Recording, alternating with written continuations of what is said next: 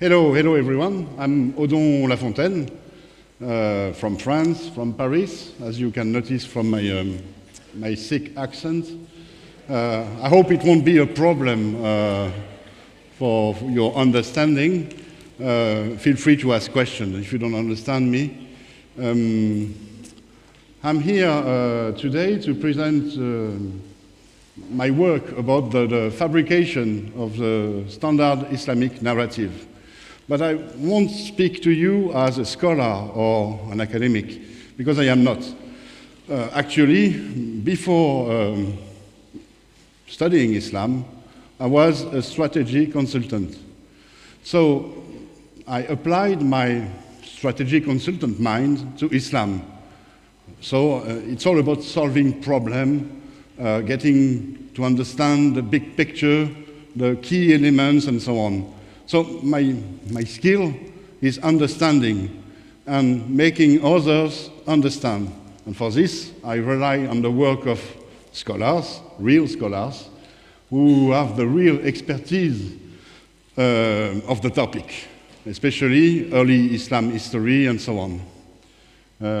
I've written a book about my findings, The Great Secret of Islam, which is available for free on my website as a PDF file. So feel free to download it. You will get much more details and the sources and so on, the details that you don't have here. So let's jump into it and start by asking us the right questions about Islam and its narrative. When one looks into Islam and wants to understand how it emerged, how it was created, how everything happened, one tends to ask questions based on the Islamic narrative. Questions such as, who was the real Muhammad? Because one assumes that Muhammad, the Muhammad that is portrayed in the Islamic narrative, is the creator of Islam. And so the questions come along, such as, was Muhammad a prophet? Was there an original Quran? Is the Quran a divine revelation? Did Muhammad preach the Quran? Was he born in Mecca? And so on. Did the caliph change the Quran? But actually, none of these questions is relevant if you want to really know about Islam. It's a bit shocking what I just said, because of course any Muslim will get mad and will tell me I am a madman myself. But the real question behind all of this is, what is Islam? What actually happened? And how did Islam emerge and create its narrative? Because it's very difficult to understand Islam and its real history and its deep nature, its real spiritual nature, if you rely on the Islamic narrative.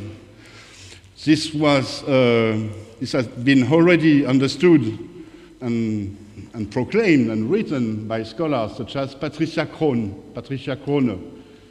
a Danish scholar who wrote, for example, in 2010, the principle of critical thinking and scientific method about understanding history. She wrote it about the Quran, which is just a part of the making of Islam. We have to start by understanding the Quran on the basis of information supplied by the book itself, as opposed to that of later readers, and to understand this information in the light of developments known to have preceded its formation, rather than those engendered by the book itself. And we could apply this saying, this assertion, to the whole of early Islam history and say we have to start by understanding Islam history, not by its narrative, which is a secondary source, a late source, a much later source, but you have to understand Islam's history on the basis of information supplied by history itself, meaning what a history scholar should do: study contemporary sources, contemporary remains, archaeological remains, for example, and applying the historical critical method. as opposed to that of later sources, that being the Islamic narrative. And by doing so, we have uncovered, I would say the scholars, the specialists who work on early Islam history, we have uncovered early Islam's history. And especially here, I will present it to you, but I don't want to go into much detail, so as not to go into debates, so as not to engage, for example, against our friend Nell, who was presenting the different Muhammad in Judaism and Christianity, which one is the model for Muhammad and so on. Let's not go that deep, but let's try to understand the big picture. And we will see it's quite easy. Actually, what happened at the beginning of Islam, when Islam wasn't named Islam, there were 4 phases, 4 stages. At first, it was the beginning of the 7th century, and there was a context of an end of times. The people thought that the apocalypse was coming, and there were many reasons for this, mainly the war between the 2 great empires, Persia and Byzantium, and their collapse due to the war. Persia was conquered by Byzantium. Byzantium was exhausted by the conquest. And during this time, we saw that there was a sort of messianic frenzy. Because of this feeling of an end of times, people were waiting for the Messiah to come back. The Jews were waiting for a Messiah, their Messiah, who is not Jesus. And the Christians were waiting for Jesus to come back and to put an end to their misery, to put an end to the wars, to the devastations, to the sickness, and so on. They were waiting for the kingdom to come. And among them, we saw some movement, Arab movement of armed prophetism, armed Arab prophetism with a Christian background and some with a Jewish Christian background, who were preaching the end of times and the coming of the Messiah. Among them, some had a recipe to hasten the coming of the Messiah and to trigger the end of times. It's very well known today because we have the same situation. In order to force the Messiah to come, you just have to rebuild the temple in Jerusalem, and the Messiah will come, Mashiach in Hebrew, and he will establish God's kingdom on earth, and everything will be okay. We will get rid of evil, of war, and so on. And this is what happened. We saw that in the second phase, starting from the defeat of Persia, so at the end of the 620s and the beginning of the 630s, we see Arab factions seizing power, a power that was left vacant by the 2 great empires, and particularly Jerusalem was taken in 638 by an old alliance of Jews and Arabs, and they rebuilt the temple in Jerusalem. So there was a 3rd temple in Jerusalem at the time, up until Abdul Malik's time, when he built something on the dome of on the Temple Mount, which could be the actual Dome of the Rock. I won't go much further about this, whether the Dome of the Rock of today is the one from Abdul Malik and so on, but we have to know that we have many independent testimonies, sources from the 7th century and after, telling us about the rebuilding of a 3rd temple in Jerusalem. So we know the meaning of such an event. It was made to trigger the end of times, to trigger the coming of the Messiah, and we know also that the Messiah did not come. And this helps us to understand what happened afterwards. We saw Arab leaders fighting among themselves over their claim to their own messianic power. So there were various contestants. If we look with a critical approach into the many stories of the Islamic tradition, we could see that there were some partisans of Ali, whether he is or is not an historical figure. Let's call them Halids. Their leaders claim to be the Messiah themselves. Ali, in the Shia traditions, claimed to be Jesus. He claims to be the parousia, the second coming of Jesus. And so this was a very strong claim to a messianic power. When you pretend to be Jesus himself or the Messiah, you pretend to God, divine power. And there were others. There were the Umayyads. Umayyads were much more into military, and their claim to power was that they were the strongest. Therefore, God must have chosen them because they are the strongest. And so they also claim messianic power. And in order to justify their claims, there are many claims, they invented religious legitimacy. We see this, for example, on the coins they minted. We see that some of the leaders started to justify their rule by writing in the name of God, Bismillah, on the coins. Or they claim to be intermediaries between God and man by being both Abdullah, the servant of God, and Amir al-Muminun, commander of the faithful. When you claim to both title, it makes you an intermediary between God and man. And we saw also some people using the title Mahmad. Mahmad, we talked about it this morning. It's a very potent and strong messianic title. We saw also at the end of the 680s an Arab leader claiming to be God's envoy, Rasulullah.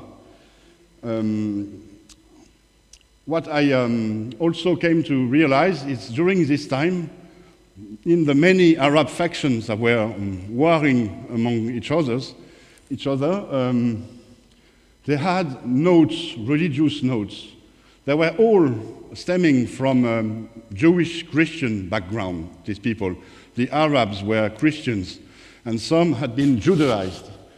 And during the first phase, the apocalypse phase, during the armed Arab prophets movement phase, there were prophets, or at least preachers, who preached them that the end of time was near, the Messiah would come, and so on. And there were notes that were taken during this phase. And the various Arab factions kept these notes that would ultimately become the Quran. And so the fight went on up until a leader strong enough to impose his rule emerged. So he is Abdul Malik, a very strong figure in human history. And he imposed his rule over almost every faction. So the war among them stopped or halted for a time. And instead of opposing his new legitimacy to theirs, he had the genius to take for him everything that the factions invented for their own legitimacy. So he took everything for him. He ruled in the name of God. He was himself Abdullah and Amir al-Muminun. He was the Rasulullah. He was sent by God. He was the Mahmad himself. He claimed messianic power. And especially, he claimed to be God's deputy on earth. This is what we saw on his coins. And so with him, God's kingdom sort of have come. Because the caliphate, as he founded it, is the place where God's rule is enforced by God's deputy. So you see, there was this expectation for the end of times and for the Messiah to build his kingdom, his political kingdom on earth, and Abdul Malik made it. He was God's deputy, enforcing God's rule in his God-given empire, an empire that was strong enough to oppose Byzantium, and this was a sign that God was with him, that God had sent him. And it reinforced his power, and we can imagine that he was seen by his contemporaries as being really someone who was sent by God because he was the strongest. Things went a bit awry after him, because after him, his successors, his first successors, they took legitimacy for their own power as God's deputy on earth by claiming a connection with Abdul Malik. I am his son, I am his grandson, I am his nephew. But as time went by, it became more and more difficult to justify a divine power by a connection to Abdul Malik. And especially when the Abbasids took over in 750, it was impossible for them, the Abbasids, who opposed the Umayyads, so the dynasty of Abdul Malik, it was impossible for them to claim legitimacy for their divine rule by a connection with Abdul Malik and the Umayyads. They had slaughtered almost every Umayyad there was. So they needed another kind of legitimacy. They needed a direct divine legitimacy. They needed God to have spoken to one of them, giving them legitimacy to rule in its name. And this is how and why Islam, as we know it, in the form that we know, was invented. There was the invention of a prophet that would have been sent by God to give a revelation that made him the ruler of an Islamic state, and that gave legitimacy to his successors as being God's deputies on earth, and so on. And this is what the Abbasids invented. So you see how Islam emerged. So it's a very short synthesis, and you have the 4 phases in mind. So you have a few details, but not all of them. There is still debate among scholars, but this is of no interest here. Here we want to have a look at the invention, the fabrication of the Islamic narrative. So we want to look what happened after Abdul Malik, and mostly during the Abbasid period. Why did they invent the Islamic narrative? Like I told you, it's because they needed a direct divine legitimation to their own rule, to the caliphal rule. They needed legitimation because they wanted God to have shown to everyone that they were their caliphs, and that this legitimation was to legitimize the Arabs as God's new chosen people, and their ruler, so the caliph, as God's deputy on earth. They needed this new direct divine legitimation to be independent from the early Jewish and Christian context of the 7th century.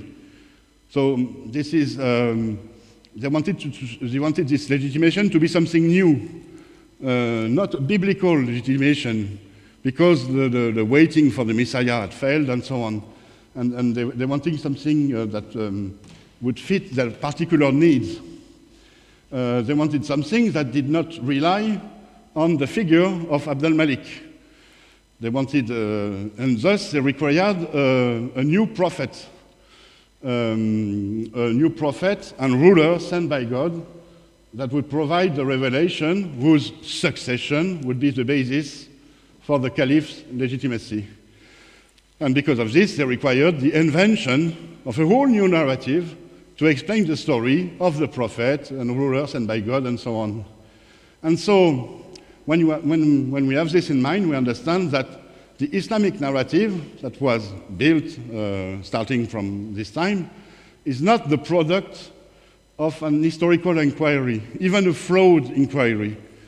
The scholars who wrote the Islamic narrative were not historians.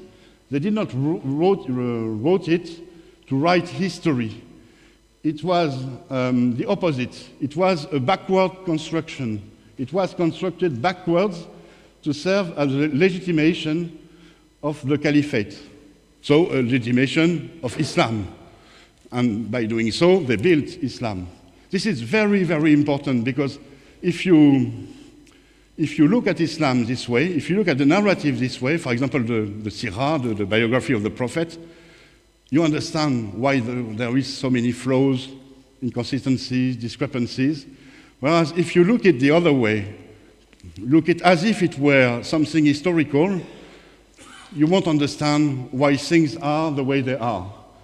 This work has been done more than 100 years ago by a Belgian scholar, Henri Lamince. He wrote, for example, in an article in 1910, the article is called Quran and Tradition, How the Life of Muhammad Was Composed. It was written in French. He wrote at the time, so more than 100 years ago, that when Islamic tradition claims to present itself as an independent source of information, as a result of a vast investigation carried out by contemporaries and traditionists into the life of the Arab prophet, we may regard it as one of the greatest historical frauds ever recorded in literary history. So this is what the Islamic narrative is. And the way he understood it is quite easy. When you look at the Quran, you have many, many verses. Some of them are very difficult to understand. So you rely on the biography of the Prophet, and you see that the biography of the Prophet was not built to tell the story of the Prophet, but it was written to give an explanation to every verse of the Quran by presenting the actions of the Prophet. And when you look at the tradition on which the biography is supposedly built, you see that there are hundreds of stories, sometimes tens of different stories for the same verse with contradictions. The scholars don't agree with each other. And the only logical explanation is that they didn't know what the Quran was about, and they invented stories about Muhammad in order to explain what the Quran was about. So, starting from this, a process took place. A process that created or invented the Islamic narrative. It's easy to understand. There was a first layer, a foundational layer, as a starting point. So there had to be an Arab prophet sent by God who received a divine revelation that granted divine authority to the Arabs and their leader, leading to their rise to power. So this is the basis of the narrative. And starting from this, there was this logic of backward construction, starting from the conclusion. The conclusion is we need a direct divine legitimation for the divine power of the deputies of God on earth. So it started from the conclusion. It was initially to legitimize the caliph power, and it invented artificial premises to justify the conclusion, such as the story of the revelation. And the narrative developed this way, but it had to make do with significant constraints. It had to build upon everything that existed. It had to build upon the previous religious inventions of the 7th century. It has to take into account, for example, the Muhammad title. What does it mean? So it invented the idea that it is not about Muhammad, but Muhammad in Arabic. It had to take into account the Muhammad Rasulullah formula or assertions that were written, for example, on coins or on monuments. It has to take into account the God's deputy title. It had to fill in the gaps of this original story. It had to find a place of origin and a plausible background with a family and activities for the prophet. It had to create stories, many stories to explain and legitimize all these inventions. It had to provide Islamic, or so-called Islamic explanation for every remnant of the history of the 7th century by reinterpreting, for example, the buildings like the Dome of the Rock, and they had to invent an Islamic meaning for the building. For example, the building existed, and it was invented that the Dome of the Rock was built by Abdul Malik because of the night journey of the Prophet, because he went to Jerusalem flying with a flying donkey or horse from Mecca up to Jerusalem. And the Dome of the Rock was then built because it was the place where his flying horse took a rest before going to the sky. And it was the same with every remnant of this history, like the names of people, the names of places, the collective memories. The people remembered, collectively they remembered that during the 7th century they were waiting for Jesus to return. So it had to be incorporated within the narrative. It had to be explained in an Islamic fashion. And they had to make do with the external sources as well as they could. But they had no mastery over non-Muslim sources. And they used Abdul Malik's Quran as the basis for the revelation. This Quran was made by Abdul Malik and his minister Al-Hajjaj by taking over the various notes I told you about from the various Arab factions that Abdul Malik submitted. He took all of these notes, and out of them he made his own religious book that gave him supposedly precedence over Christians and Jews. And afterwards, this collection, the Quran, was used by the traditionists as the basis for the revelation. And so it had to be reinterpreted or retrofitted within an Islamic context. You had to invent stories. This is exactly what Henri Lamens discovered. Remember the historical fraud, because when you compare the Sirah and the Quran, you understand that there was a process of inventing stories with a very creative reinterpretation in order to give an Islamic meaning to every verse of the Quran. It also tells us that initially the Quran was not an Islamic text per se. It was a pre-Islamic or proto-Islamic text. And an Islamic meaning was forcefully put into it. This mechanism was very important. It is the core mechanism that shaped Islam and the fabrication of its narrative. And by doing so, you can imagine that thousands, millions maybe, of discrepancies, inconsistencies, oddnesses, and so on were created. And this layer by layer created the Islamic narrative. So let's go a bit deeper into the process. What does it mean to build upon the previous religious invention? For example, the prophet that was invented at the time its name had to be rendered as Muhammad in order to fit the inherited framework. There were coins, for example, with the Muhammad title. There were rock inscriptions, like you see it, with the Muhammad name. So the prophet was named Muhammad, and by doing so, it identified him with the distant figure of the 7th century that were associated with the Muhammad theme. For example, the armed prophets, the warlords, the precursor or impersonators of the Messiah. So, in order to create Muhammad as the Islamic prophet, the distant memories of these figures were used, but they were distorted and rewritten. So when you look at the Islamic narrative and the Islamic view over the Prophet of Islam, there is some historical truth in it. For example, he is named Muhammad because the Muhammad title was in use in the 7th century.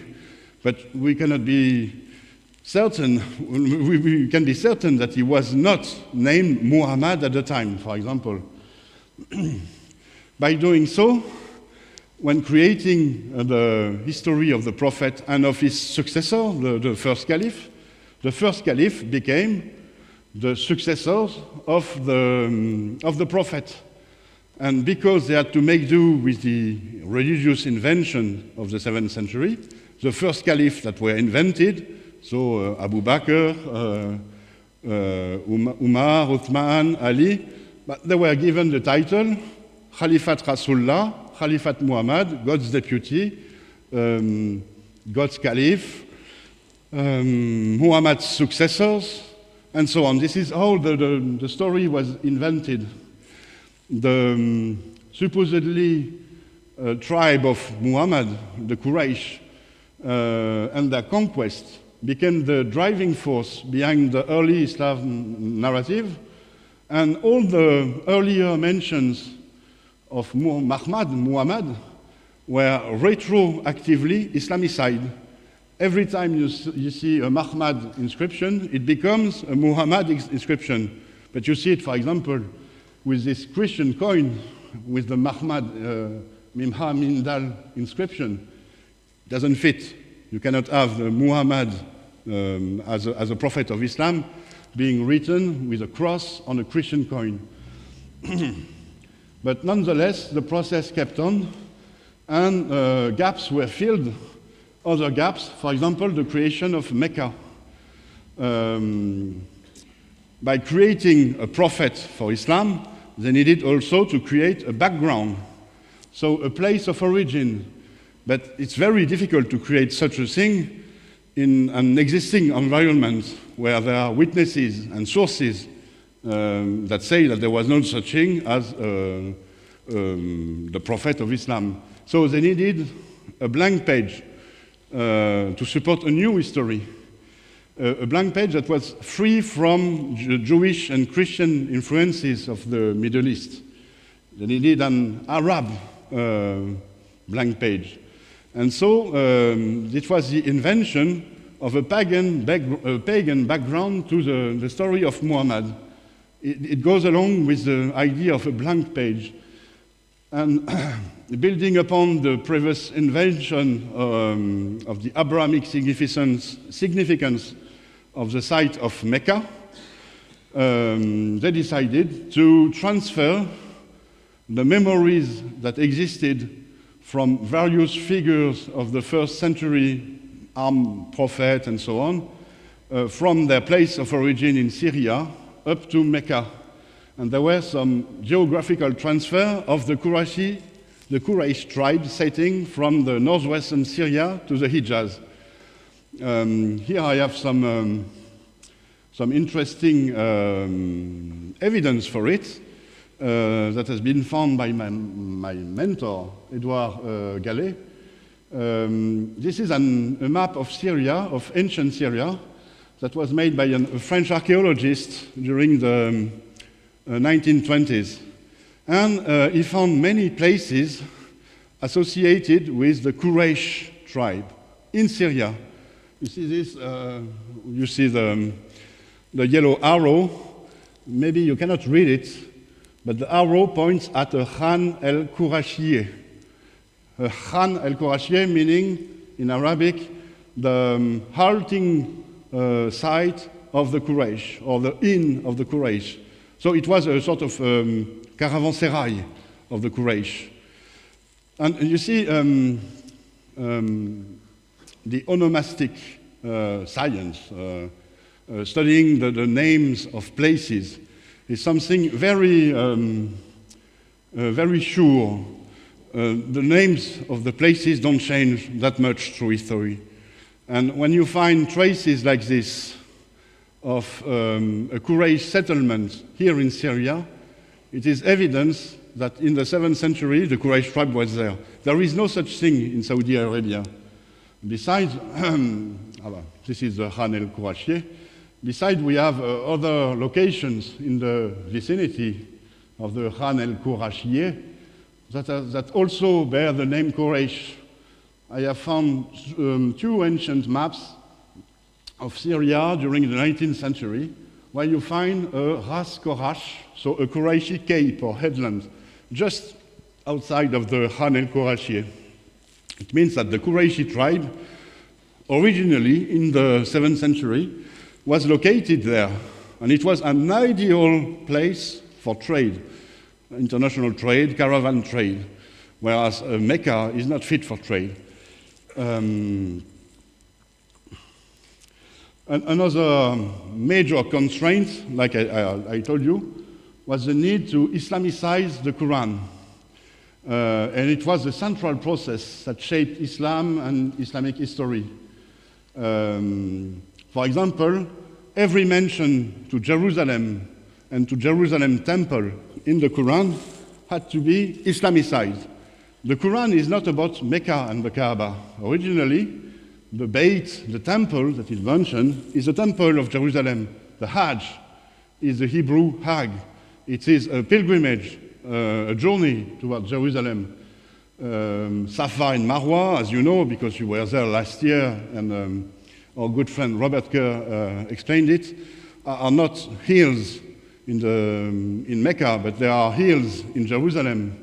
So everything referring to Mecca was reinterpreted as pointing to everything referring to Jerusalem was reinterpreted when writing the Islamic narrative as pointing to Mecca. And if need be, places' names were invented to align with the text. For example, Mount Arafat, or to align with what existed. Let me just show you here what existed in the Syrian location of the Qurayshi tribe. For example, here in Syria, in the zone, in the area with a yellow 2, you can see a Abu Kaaba, an interesting location. In the one zone near Hama, there is a Abu Qubais. Today, Abu Qubais is a place in Mecca.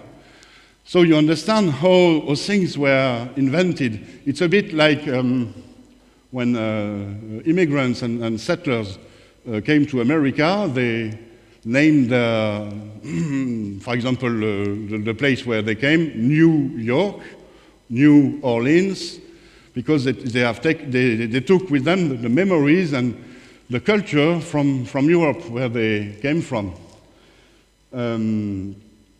Islamicizing the Quran required to attribute its authorship to the Prophet as the revelation to Muhammad. And so interpolation were made in the Quran to designate Muhammad, because in the original folios that were edited into the Quran, there was no mention of Muhammad. Studies have been made that prove that all of the 4 mentions of Muhammad in the Quran and the one of Ahmad are interpolation. They were added at a later time. And it gives us strong evidence that the figure of the Prophet of Islam did not exist at the time of the proclamation that ultimately became written in the Quran, that it was a late invention. Islamicizing the Quran and attributing its authorship to Muhammad also implied that he had to reinterpret the mention of a Rasul, an apostle, in the text, and they were reinterpreted as referring to Muhammad, whereas the literal meaning of an apostle can point at Moses, for example, who was sent by God, or Jesus, or any other. But the meaning changed with this forceful Islamization. Other key expressions where the meanings of key expressions were changed. The Nazarenes that are mentioned in the Quran, Nasara, it means Nazarenes. They became Christians within the Islamic narrative. The Quran mentions a Quran. It talks about a Quran. Quran, literally, it means lectionary. And there are many mentions within the Quran of a lectionary. It is described, for example, as being an Arabic lectionary written in a clear language without contradiction. And so they invented the idea that the Quran auto-references itself. It talks about itself, but the meaning of the lectionary in the 7th century, it was not about the Quran, the Quran in Islam. It was about another book, a lectionary. The Mushrikun associators, who initially pointed at Christians, became pagan in the Islamic narrative. The Beit, the temple, the Jerusalem temple, became the Kaaba, and everything was Islamicized within the Quran, and everything in the Quran, thanks to the invention of this narrative, has nowadays an Islamic meaning. And the original meaning has been hidden, covered by the meaning imposed by the Islamic narrative. I want to insist on the constraints that had a very significant impact on the fabrication of the narrative.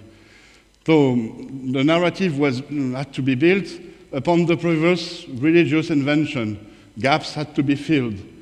You had to Islamicize the remnants of actual history, such as the Dome of the Rock, Islamicize the Quran. And there came other constraints. The more you invent stories, the more complex the narrative becomes, the more you have to work to justify Islam, to establish its theology, its history, its Sharia law, and so on. Another constraint was that the narrative had also to justify the administration and the government of the caliphate. So stories were invented to justify the rule of the caliph. How, for example, he had to make people pay taxes, or how he had to treat Christians differently from Muslims or Jews. Narratives were created also to justify the caliph's behavior. Can the caliph, for example, marry his daughter-in-law, or maybe have sex with children? But also many stories were written to restore a sort of coherence and plausibility, to establish an internal logic within the whole of the narrative. And by doing so, thousands, millions, like I told you, of oddnesses, discrepancies, and consistencies were created. And every time a discrepancy or an inconsistency was created, and it had to be addressed. And so other stories had to be created to address, to address the cascade of contradiction and inconsistency, discrepancies that arose from this invention. And it forged a sort of process, a building process of the Islamic narrative that works this way. There is a layered construction. So the first layer was the invention of the Prophet and so on. And from a layer, you had another layer, and then another layer, and then another layer. And you had invention over invention. For example, the first one was creating Muhammad as a prophet, but at the time he was invented as a prophet, there was no stories describing how the revelation took place. Or at least the stories that existed were not the one we have now. In 746, for example, John of Damascus he writes in his writings about Islam that Muhammad is said to have received a revelation during his sleep, which means at the time the story is about the angel Gabriel giving him the revelation, or the revelation in the Hira cave did not exist yet. They hadn't been invented yet. When you do so, when you invent stories, you create discrepancies. For example, you create discrepancies in Mecca. Mecca is not a place that fits the narrative that is within the Quran, and you have to address the discrepancies. For example, you create stories explaining how life was possible in Mecca, and you rewrite the previous one. You destroy the earlier version of the stories, and in the end, you have a sort of vicious circle. The Islamic narrative functions by having inventions that create contradictions, inconsistencies, discrepancies, and there is a need for corrections, who leads to new inventions. And let me give you an example, a very famous one, a classic case. It's a case of the Satanic verses. You know about it. They supposedly, in the Quran, there are verses that, according to the Islamic narrative, are not supposed to be there. Actually, they are not there. You find them in the Islamic tradition, which tells us that there was some Satanic verses in the Quran. What happened exactly? There was a first invention. There was the Quran, and the invention was that Muhammad was the author of the Quran. There was a second invention, that the Quran is supposed to be the revelation, God's exact word. But it created a discrepancy. The discrepancy is that the text, the Quranic text, seems to praise pagan divinities. Originally, we know it from the Islamic tradition, there was this passage in verse 19 to 21 in Surah 53. Have you seen Allat, Al-Uzza, Al-Manat, the third, the other? There was this passage. These are the high-flying cranes, the high-flying deities. Verily, their intercession is hoped for. The discrepancy is that the original text of the Quran did not fit the new narrative, and it was supposed to be the revelation of a monotheistic God who was very, very keen on forbidding the worship of pagan deities. So they invented a correction. The correction is the invention of the story that Satan inspired Muhammad instead of God for these verses. But for this to be legit, a few more inventions were needed. For example, the verse 52, 54 in Surah 22 were reinterpreted as telling that the prophet can sometimes be inspired by Satan. The main invention we find in Tabari's Chronicle, where he explicitly writes that the prophet was inspired by Satan. And to address some of the oddness and something that isn't right within Islam, the fact that the prophet seems to praise pagan divinities, many hadiths were invented where the prophet condemns the worship of Allat and Al-Uzza and Al-Manat. I've seen maybe 8 or 9 hadiths where the prophet says, you cannot, you shouldn't, it is forbidden to worship Allat and Al-Uzza and Al-Manat. And this way it was a sort of a correction. But by doing so, by inventing the story of Satan inspiring Muhammad, it created a new discrepancy. How is Muhammad and the whole Quran to be trusted if it can be inspired by Satan? And so they had to spin the circle once again. And in a story needed an invention, creates a discrepancy, which needs correction, and a new invention, and so on. And so there was a new invention, a new action was taken, the Quran was redacted. And the red part you see in the verse, the part that cannot have been uttered by a monotheistic prophet, was taken out of the Quran. And the Quran was redacted, and nowadays, if you buy a Quran, you won't find the mention to the high-flying deities whose intercession is hoped for. And this is how the narrative was created. So you see, it's a very tedious process, a very lengthy process. And it created a very deeply flawed narrative.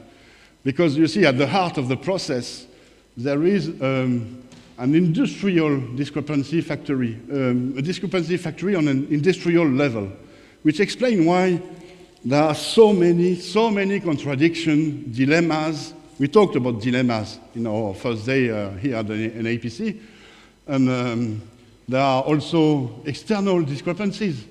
But it was impossible to have a coherent and plausible narrative by doing this way. In the same way, In the same way, when someone lies and tells a story of lies that builds upon lies and lies and lies, it cannot hold in the end.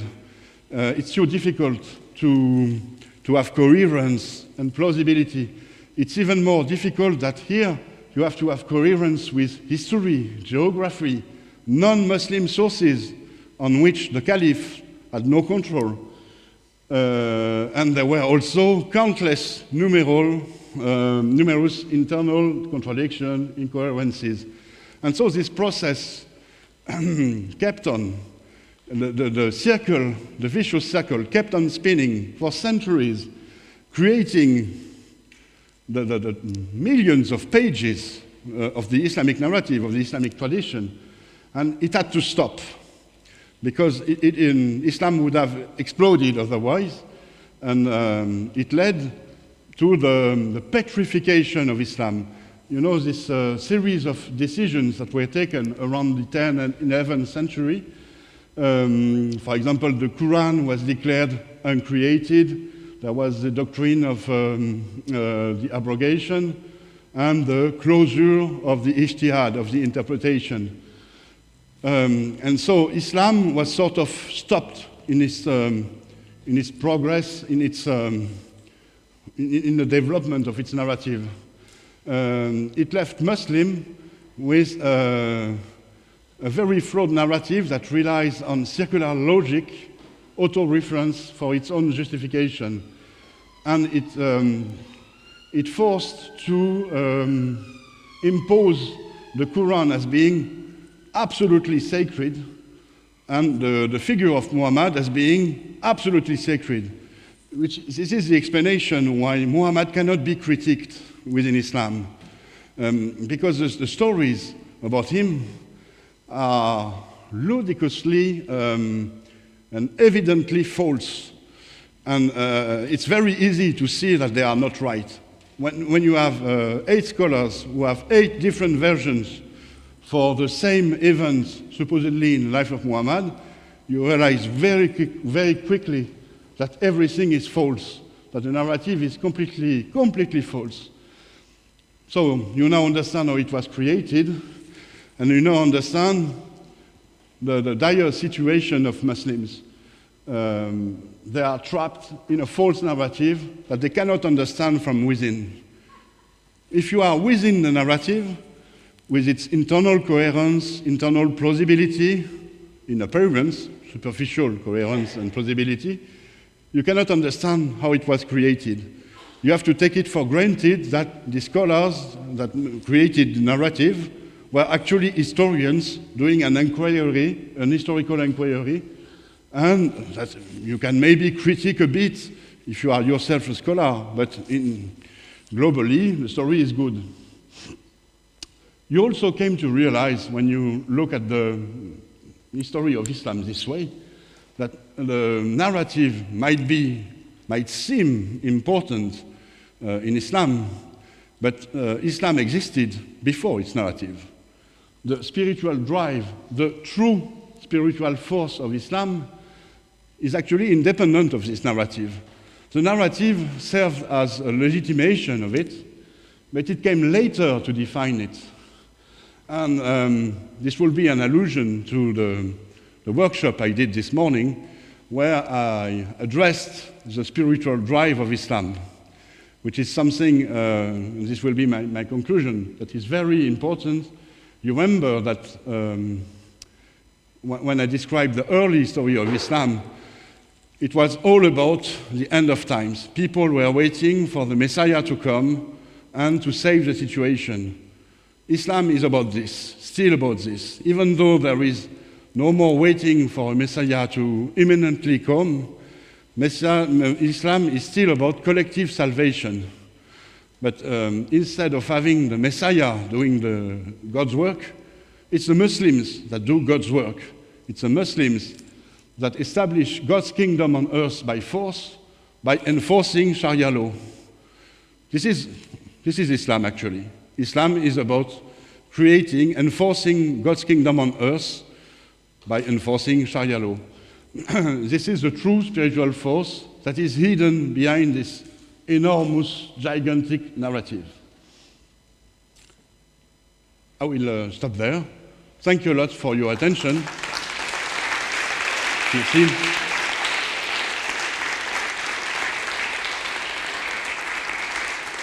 So I hope it was understandable, even with my poor English skills. But I'm ready to answer any question should anything needs more clarity. Ah, no, there is no time for question. I thought we had 5 minutes, but okay. But I'm still ready for your questions, but in the coffee room. Thank you a lot.